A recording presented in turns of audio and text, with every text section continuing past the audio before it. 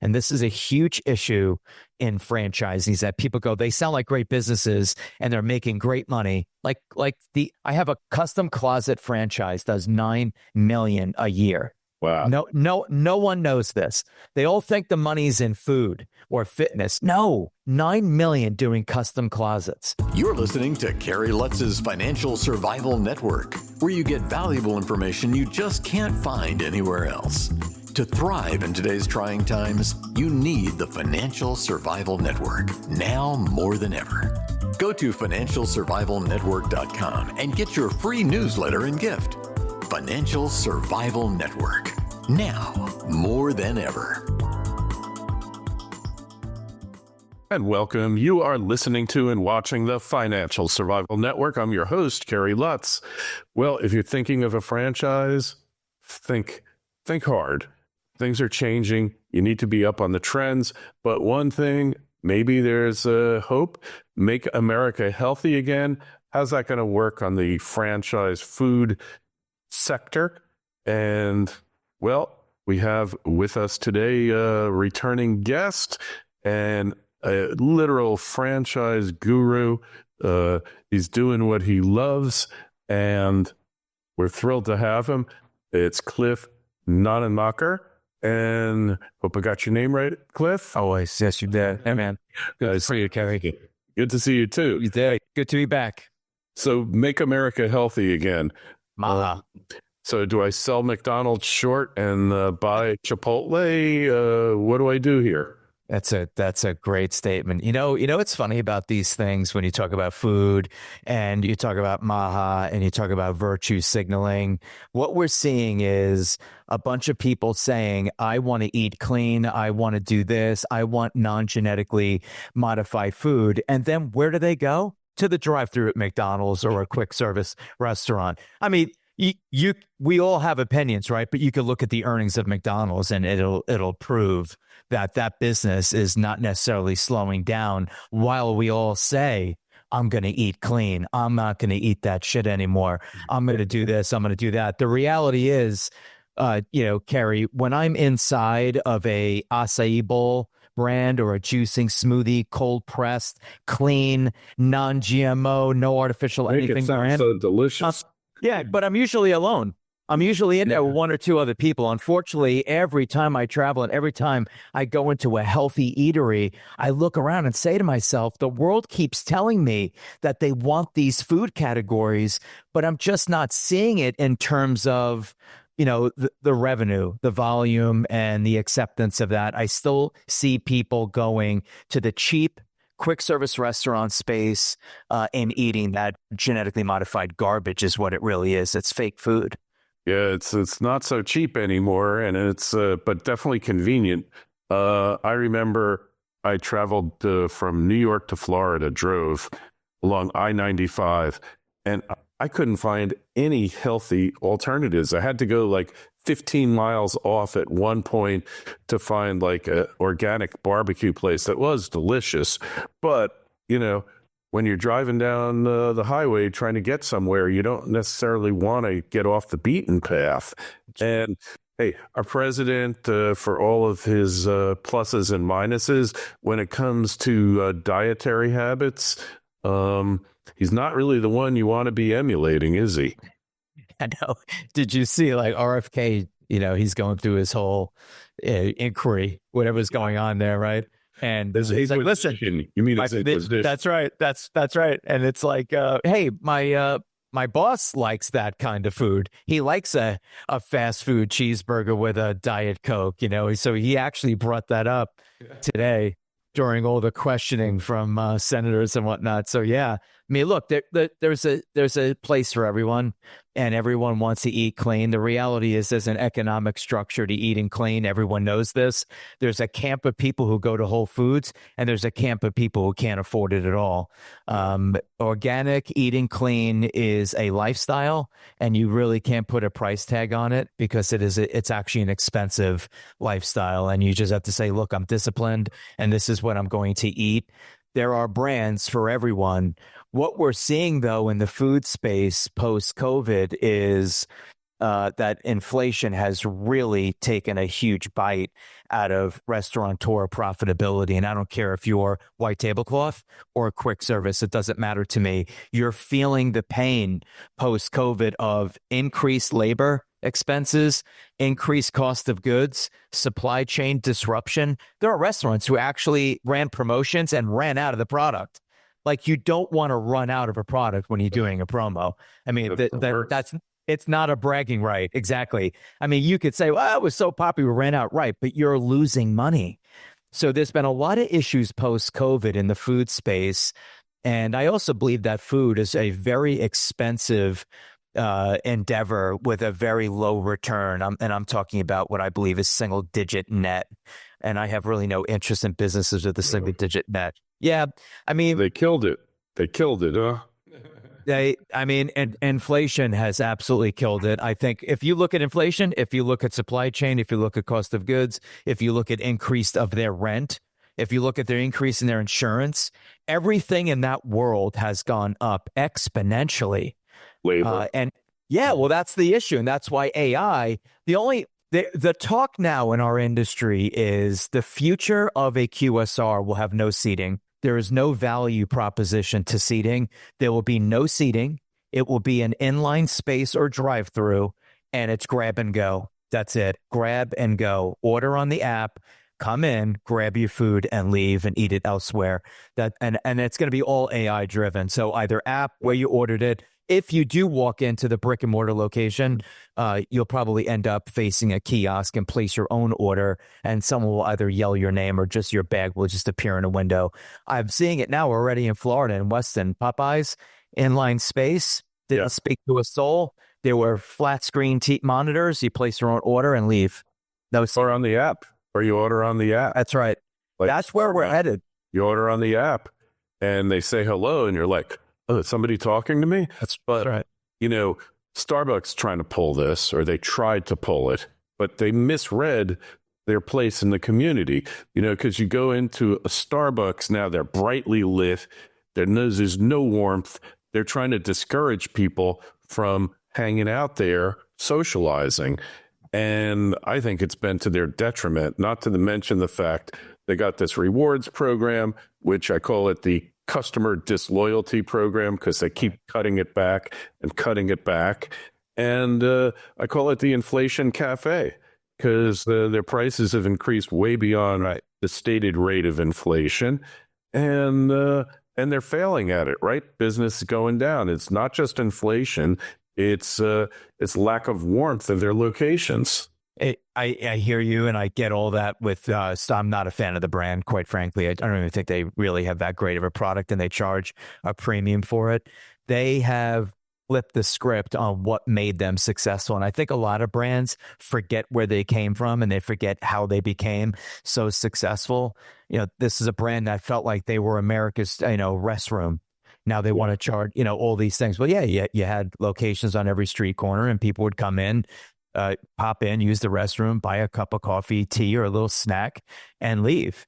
So I agree with you. The experiential part of business, brick and mortar, is in question. It really is. And then look at Dutch Brothers, look at Ziggy's, look at all these other brands in the coffee space. They're just sitting in the middle of a parking lot, and it's drive-through only. Zero experience. It's all about price, right? And it's all about a good product. And there's nothing with leatherback chairs. There's no Wi-Fi. Like, they reversed all of that.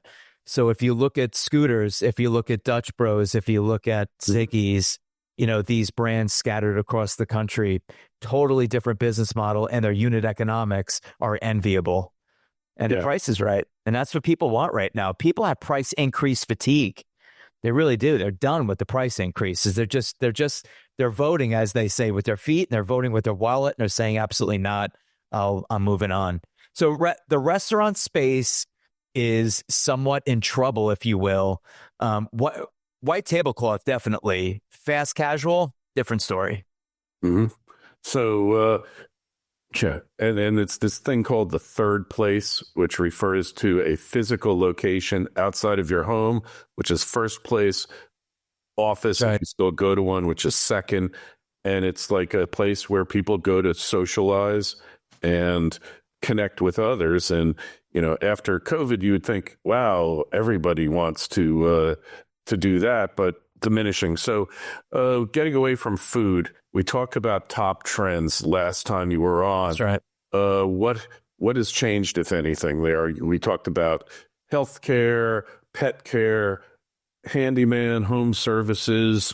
We still looking there? Is there more entrance into that area? Our top, just as a quick recap on the categories that we tend to focus on, you and I spent some time on AI and Amazon and Amazon and AI proofing your business. We talked about anything involving tools. We refer to it as a category, the feminization of men in America, right? Where sperm count has dropped, testosterone levels have dropped. A lot of these people, young people, can't have babies. Many have ED. Because of these issues. It's a war on men, and we talk about why. Food. I think food has a lot to do with why there's a war on men. And Soy boys. Yeah, and that's actually what you said. Yeah, and it's like, okay, how did we get here? Franchises are now backfilling and saying, hey, we have solutions to some of these societal problems. We have testosterone therapy. Most men can't use tools any longer. The tool category or the service industry is a massive market to be in. I argue that if anyone got involved in HVAC, plumbing, electrical, anything involving the home structure, you're going to win. That's just my attitude. We have shit on the trades far too long, and there's now a huge gap missing with people who can actually. There's no craftsmen anymore. I mean, please, those days are over.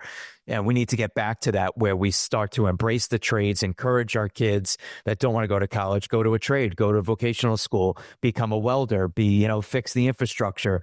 All these things I think are huge. Next is, as I said, pets and animals, huge category, $100+ billion market cap, whether you're training dogs, grooming dogs, boarding them, daycare, retail, ton of money to be made in that.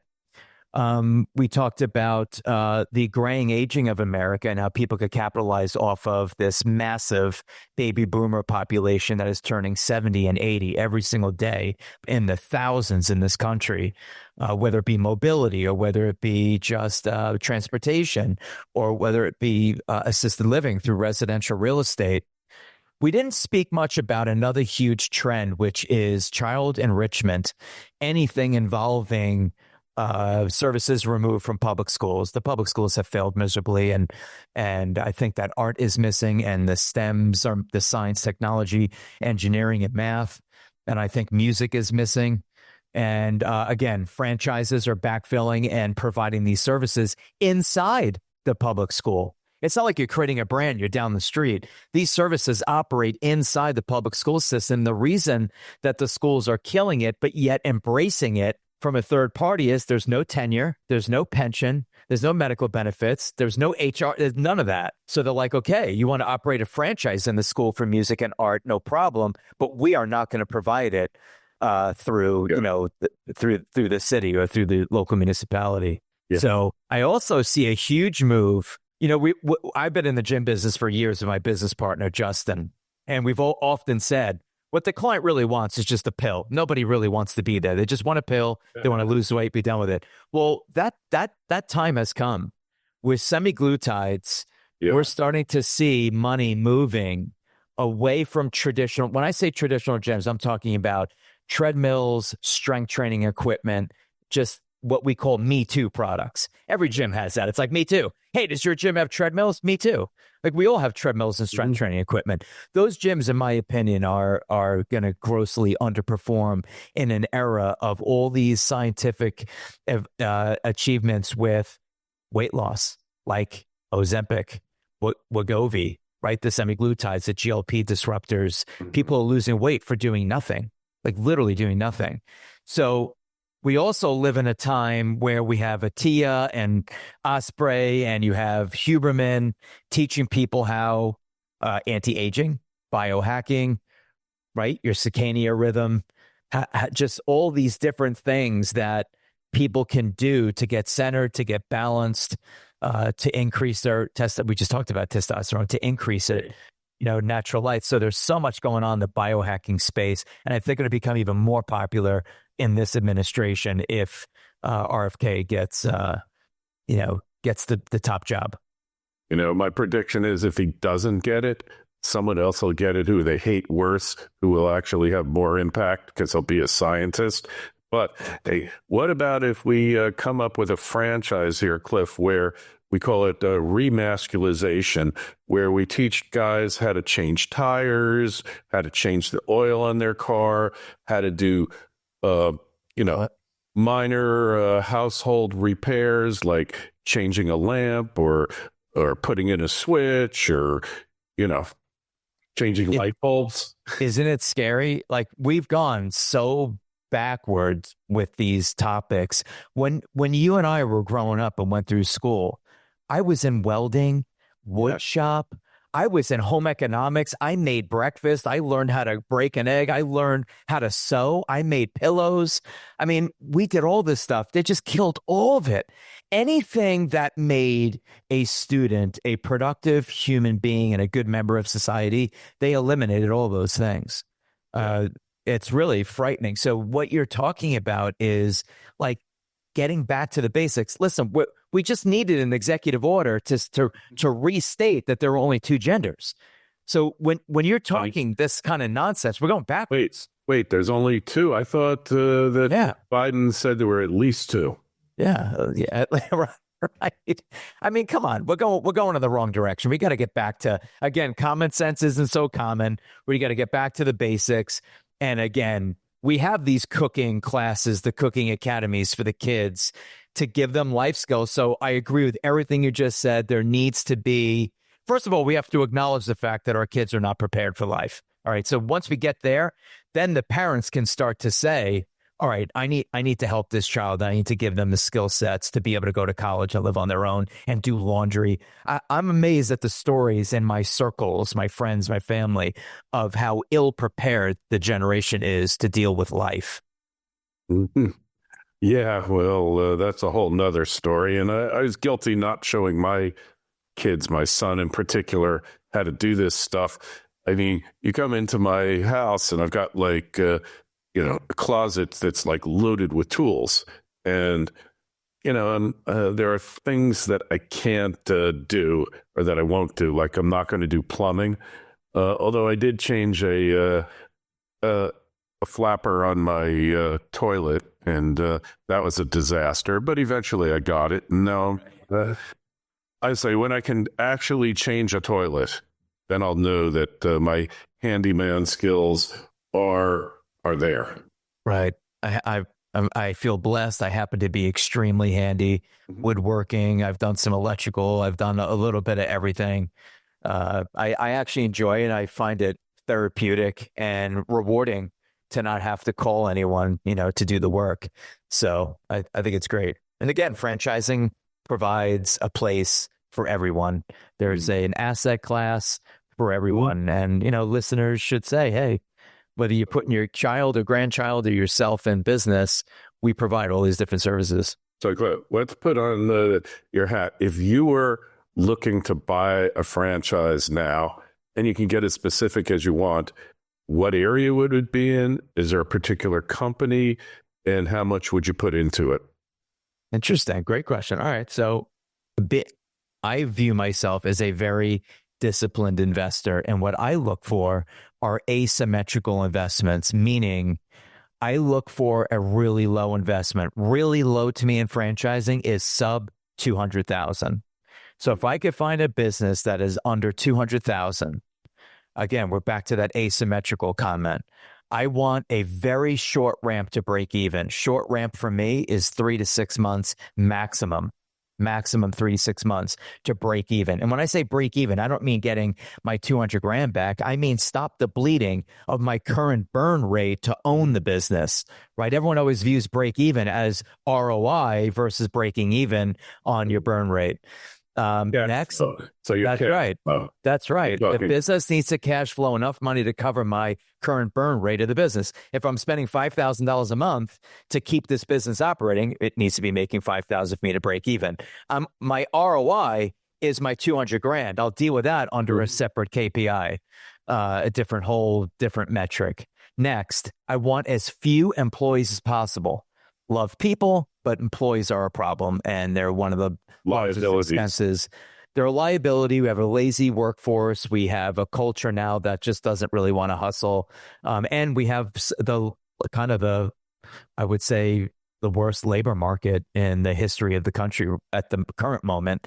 So I like businesses that don't require a lot of employees. And if they do that, it needs to be unskilled labor that I could quickly replace and train and put into the field and do their thing. Next is I do not like inventory. I don't like my money sitting on shelves. I do not like account receivables. I want cash paid to demand on service. I do like either contractual recurrence or built-in recurrence, meaning a gym is a contractual recurring fee. Hey, sign here, LA Fitness, pay me $30 a month for as long as you're here. Great. It's a contract. I pay you monthly. Hair, nails, makeup, right? Other things, it's a built-in recurring revenue stream, right? Hair grows, it gets cut. Grows again, it gets cut. There's things like lawn, tree, the things like that are built-in recurring revenue models. So I do like recurring revenue, whether it's contractual or if it's just built in inherently to the business model. I like highly scalable, and everyone loves to say highly scalable. Like $600,000 franchises are not highly scalable. You need $600,000 every time you scale the business. That isn't highly scalable, especially if it needs 30 employees as well. That's not highly scalable. Well, you got to go into debt every time you. That's right. Expensive debt. So I like highly scalable business, and I put emphasis on highly scalable, meaning I could just maybe buy another van. I could buy a vehicle. I could hire a tech. I could hire maybe 2 employees in a vehicle. That's my definition of scaling the business. Keep the marketing machine on, hire 2 employees, get another vehicle, and send them out to perform, sell a product or provide a service. So I do, and I have no interest. This is important. I have no interest in businesses with single-digit razor-thin margins. None. If I can't net 15, 20+% to the bottom line, I'm out. So when I talk about weighting, if you said, okay, that was a lot, I need you to weight them, the margin is going to be heavily weighted above everything. If you checked every box right now and said, oh, I've got everything you just said, with an 8% net, I'm probably out. I just don't see myself doing it. I mean, it's just there is no room for error in 8%, and that circling back, and that is where the food industry finds themselves. They find themselves spending $1 million to get a food concept open with a 5 to 8% net. It's just not worth it to me. Yeah, and you want to avoid rent, right? In this example, under 2. Thank you for saying that, Kerry, because when you're sub $200,000, you're absolutely not brick and mortar franchising. You're not paying rent. You're not in Class A space next to Whole Foods or next to a large grocery chain. You're not in a strip mall. You're operating out of a office, which is cheap because nobody works in an office. Or a storage unit. Or bingo. Or mixed multi-use industrial park. Exactly. A flex space. Yeah. Exactly. Yeah, you want cheapest rent. You don't want location-centric business. So what does that leave us with here? It leaves us with a ton of businesses. The problem with most of the audience, they go, oh, I was always told it takes money to make money. That's just not necessarily true. Non-brick and mortar brands, sub $200,000, can change your life, and you can scale them into the millions. So you don't have to spend $500,000 to make a living. You could spend under $200,000 and make an enviable living, and one that you've never had before. One I always thought about, and I haven't really thought of doing it, but you got all these Airbnbs here, and generally the owner, especially if they're remote, cannot manage it effectively. The biggest problem. And I know a bunch of Airbnb people, the biggest problem that they encounter is actually cleaning, getting a high quality cleaning service like you would get at a top-notch hotel. And one little speck of dirt will ruin your rating as an Airbnb host. So true. It's the truth. It's a tough space, residential cleaning. No one's ever happy. The client is always in play. They're never happy. Like there's always movement in that space. It's like you go to a bank, all the bank, like let's just say all banks suck, right? Like they're all basically the same. These large banks, they do all their crazy things. Yeah.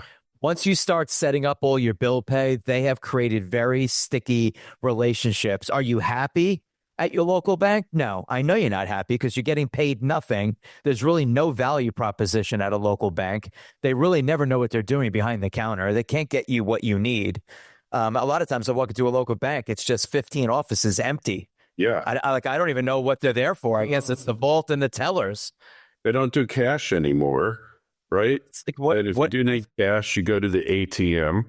And yeah, I don't quite get the whole concept of banking. It's kind of dated.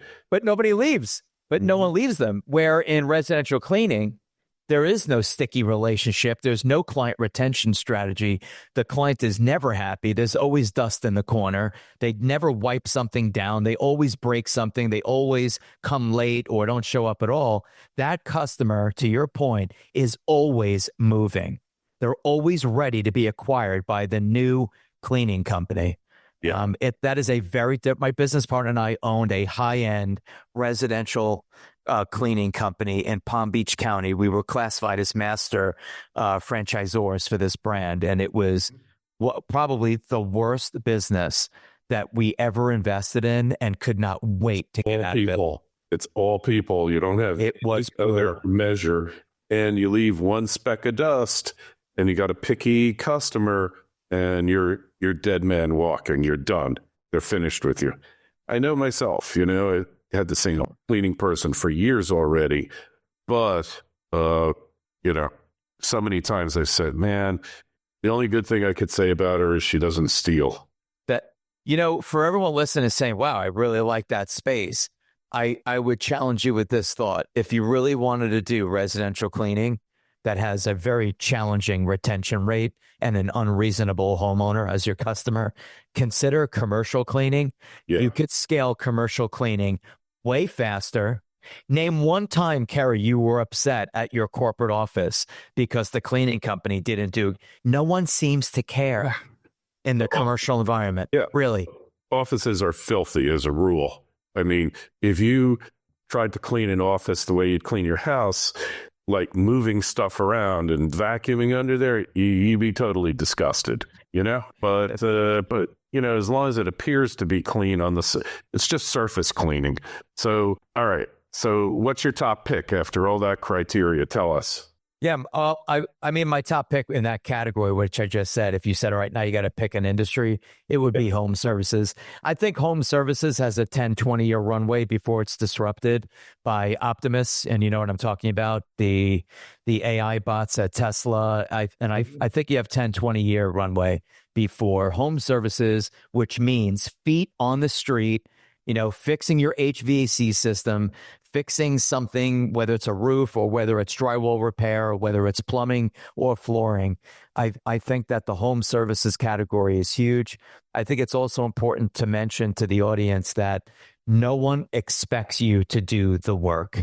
And this is a huge issue in franchisees that people go, they sound like great businesses and they're making great money. I have a custom closet franchise does $9 million a year. Wow. No one knows this. They all think the money's in food or fitness. No, $9 million doing custom closets, right? So that people go, man, it sounds like a great, that's probably going to be like 10. I'd say it's going to be about 10. It's very labor intensive. You have a massive, you're doing custom woodworking in a large, warehouse facility. Mm-hmm. A lot of it's prefab. A lot of it could be ordered through third party, and you still have your installation crew to come into your home, which, once you enter someone's home, right, the hair in the back of their neck stands up and it's like, watch that, take your shoes off, do this, brush the rugs, don't scratch the walls. So you have all that to deal with. But again, $9 million a year as an average, not the top 25%, your average. So it's really an incredible revenue number. I love home services for those reasons. And it's not just me. Private equity firms are gobbling up all home services brands that they could get their hands on because they see what's happening, not only in society, but they see what's happening with AI and the disruption it will bring to white collar jobs. Like, what do you want to invest in? A graphic design company? You're dead. You just don't know it yet. AI is I think I may have shared this with you. I don't know if I did. We're working with Forbes right now on a book called Beyond the Brand. And of course, this is Forbes. They have teams of people doing artwork and graphic design, all this stuff. Yeah. So they produced some artwork for the cover of our book. And we were like, okay, it was just okay. We went to ChatGPT, paid a premium for their service. We told them we're in the franchise industry. We're writing a book. This is the title. Unbelievable results. So it's like we're going with our, whatever, $150 a month subscription with an AI model versus hiring a $250,000 firm, Forbes, to do this stuff. Listen, if you're writing code, if you're a wordsmith, if you're doing copyright work, and man, I think you're out of business. You just don't know it yet. It's time to reinvent yourself. Yeah, so the AI is really going to have an impact. When we have you on next time, Cliff, we're going to talk about AI more and how you AI proof or how you benefit from AI in your franchise. Just tell us where we find you. How do we connect with you on the web? Thank you. Franocity.com, FRANOCITY.com. They can reach me direct at cliffn@franocity.com. All right. Links in the show notes to this interview on financialsurvivalnetwork.com. We just ask when you go there, you please sign up for your free newsletter. Always like, share, subscribe, and all that good stuff. And maybe this will be the year with the new administration that we're no longer throttled or censored on a certain platform that everybody watches. We can only cross our fingers and hope. Cliff, we'll talk to you again soon. Any questions, comments, question for Cliff, myself, KL@kerrylutz.com. Cliff, we'll talk to you again soon. All right, pal. Thanks, Kerry.